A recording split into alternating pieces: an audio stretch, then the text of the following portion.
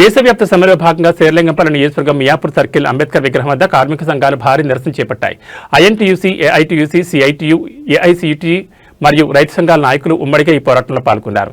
29 కార్మిక చట్టాలను 4 కోట్లుగా మార్చడం యాజమాన్యాలకు లాభం చేకూర్చిందేనని, దీనివల్ల పని గంటలు 8 నుంచి 12 నుంచి 13 గంటలకు పెరుగుతాయని నాయకులు కొంగర కృష్ణ, చందు యాదవ్, సంజీవ్ రెడ్డి, దానయ్య మండిపడ్డారు.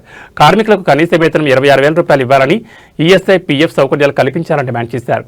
ప్రమాదవశాత్తు చనిపోయిన కార్మికుల కుటుంబాలకు 25 లక్షల రూపాయల నష్టపరిహారం అందజేయాలని కోరారు. ఈ నిరసనలో అంగన్వాడీ టీచర్లు, ఆశా వర్కర్లు, మున్సిపల్, వాటర్ బోర్డు మరియు ఎలక్ట్రిసిటీ కార్మికులు పెద్ద సంఖ్యలో పాల్గొన్నారు.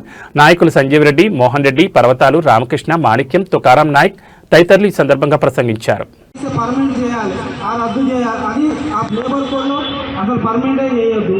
ఇలాంటి చట్టాలన్నీ తీసుకొని వచ్చి ఇంకో విషయం ఏంటంటే, మనిషి 8 గంటలు మనము చూసుకున్నట్టయితే మనం మీడియాలో జెండర్ ఇంటిగ్రేషన్ తెలుసా, ఎంతోమంది రక్త తర్పణంతో కలిసిన ఎర్రకూటని 8 గంటల పని విధానంతో పెట్టుబడిదారి మెడలు వంచి, ఆ మెడలు వంచునికే 8 గంటలు ఈరోజు మన కార్మిక వర్గం పనిచేస్తూ ఉన్నాము. ఎందుకు పనిచేస్తుంది? 8 గంటలు మన హక్కుల కోసం పోరాడింది కాబట్టి.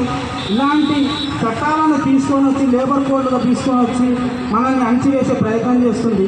ఈరోజు జిహెచ్ఎంసీలో పనిచేసే కార్మికులకు గతంలో చూసుకున్నట్టయితే మనం ఎన్నో పోరాటాలు చేశాం. 7,000 జీతాన్ని ఈరోజు 14,000 చిల్లర జీతం తీసుకొని వచ్చింది. అది ఎర్రజెండా, అది కార్మిక వర్గంతో.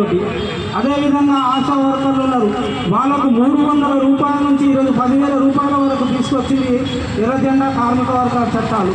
ఈరోజు అంగన్వాడీలు, ఆశా వర్కర్లు ఎక్కడో ఉండి పని చేసుకొని వాళ్ళేం పని చేస్తారు కానీ ఎగతాళి చేసిన ఎంతోమంది నాయకులు పుట్టకొక్కలు